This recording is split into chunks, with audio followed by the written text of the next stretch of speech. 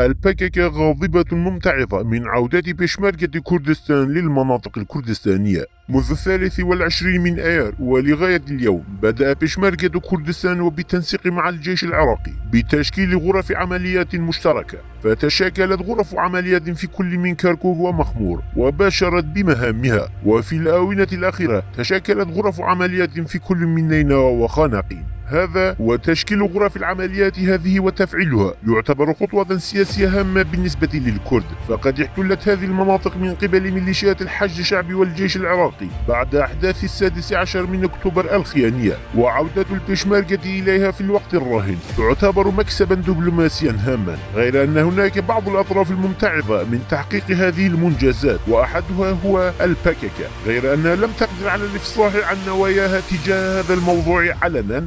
لهذا نهج شتى السبل المخفية للوقوف بوجه تنفيذ هذه الخطوة، فكانت تبدي رفضها لعودة البيشمركة لهذه المناطق الكردستانية عبر مقالات ومواضيع تنشرها باللغات الأجنبية على موقعها INF، مخافة ردود الأفعال المعارضة من الشعب الكردي. لهذا لم تكن تنشر مثل هذه المواضيع على مواقعها باللغة التركية أو الكردية، وبهذا دأبت البككة على نشر مثل هذه المواضيع باللغة الإنجليزية لإيهام الأوروبيين والأجانب على أن هذا هو موقف الكرد عموما والرأي العام الكردي. وآخر هذه الكتابات مقال نشر في قسم اللغة الإنجليزية على موقع فرات للأنباء لكاتب يدعى باختيار تشالي، والذي يزعم بأنه عضو لمجلس الشعب في مخمور. هذا والمقال نشر باللغة الإنجليزية فقط، كما نشرت بعض المعلومات الخاطئة وبتقصد علاوة على استهدافه لبيشمركة كردستان والانتقاص من قيمته. يزعم المقال أن الهدف من عودة البيشمركة لمنطقة مخمور هو مخطط للقضاء على المخيم وانهياره.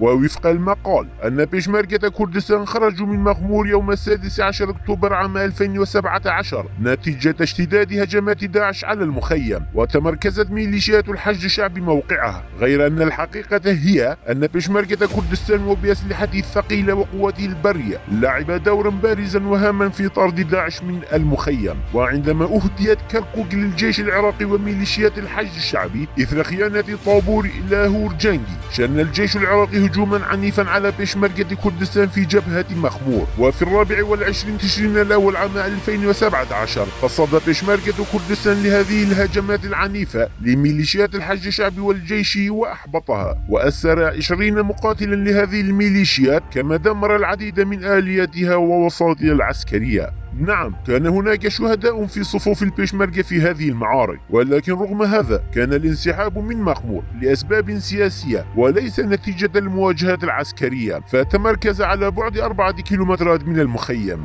كما ينبغي معرفة أن بيشمركة كردستان عندما كان يحارب الحشد على بعد كيلومتر واحد من مخمور، كان هناك ما يقارب من 300 جريلا يراقبون هذه المعارك على بعد كيلومتر أيضا على أمل انتصار ميليشيات الحشد. وبعد انتهاء المعارك استقبلت البككة قادة هذه الميليشيات في مخمور في غاية الكرم والضيافة، بل حتى كاتب المقال المزعوم باختيار تشالي كان ضمن من شارك في هذا الاجتماع مع قادة الميليشيات. وتحالفت البككة مع هذه الميليشيات بالولاء والتعاون في حين لم يكن بيشمركة كردستان قد انسحب كليا. جاء في المقال ما مفهومه أن البارتي وتركيا يدعمون داعش ماليا ويوظفونه، وهنا مربط الفرس. فبهذا يبدي الكاتب أن بيشمركة البارتي وحكومة إقليم كردستان هما حلفاء لداعش ومتعاونون معه. ووفق هذا الاتهام يحاولون القول بأن حكومة إقليم كردستان تحالفت مع تركيا وداعش تحالفا استراتيجيا، غير أن الحقيقة هي أنه وخلال سنتين لغاية 2015 قدم بيشمركة كردستان أكثر من 1300 شهيد في حرب داعش. فكاتب مقال INF أدار ظهره عن هذه التضحيات الجسيمة لبيشمركة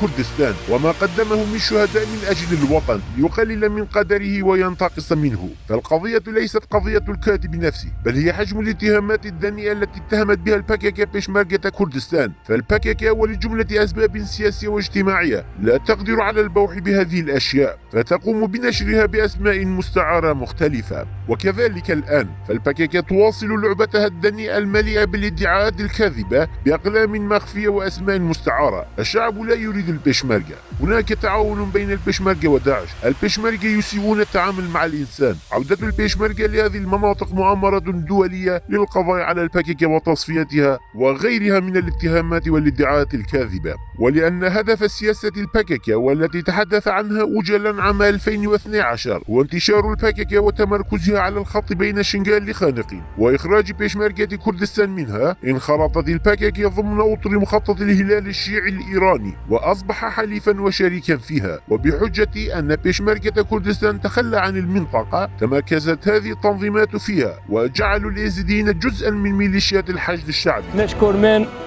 حشد الشعبي، نشكر من الجيش العراقي، نشكر من قوات أمن الداخلية يعني. ووطنت الميليشيات المسلحة في مخمور ووضعت القواعد المهيمنة على خط كركوك، كما وشكلت قوات باسم الدفاع الذاتي على خط جرميان خانقين. بعدها عرفت هذه الفصائل بانتمائها لميليشيات الحشد الشعبي. فالبككة والحشد الشعبي كانا يتحركان وفق مركز قرار واحد في هذه المناطق الكردستانية، فهما قوتان شريكتان حليفتان بجميع الأشكال. بعبارة أخرى، فمشروع الحزام الأوسط والذي تدعي البككة من ورائه بأنها ستحرر الأرض من الدولة العراقية ليس كذلك قطعا، بل هدفها هو الاستيلاء على الأرض وطرد بشمركة كردستان منها واستقطاعها من إقليم كردستان والتمركز في هذه المناطق الكردستانية باسم الدولة العراقية. ولهذا السبب فالمستاء كثيرا والممتعض من عودة البشمركة للمنطقة هو الحشد الشعبي والبككة بلا شك، والحليف الآخر لهذه الجبهة هو طابور لاهور جنجي. وهؤلاء الثلاثة شركاء غير اعتياديين هدفهم صناعة الفوضى في المنطقة، كما ويعود الفضل في تواجد البككة فيها لميليشيات الحشد الشعبي. ولدى عودة البشمركة لها وبطرق رسمية ستتعرض علاقات البككة وشراكتها للحشد لمخاطر جمة، لذا ينبغي الحذر من تنفيذ المشروع وتحقيقه.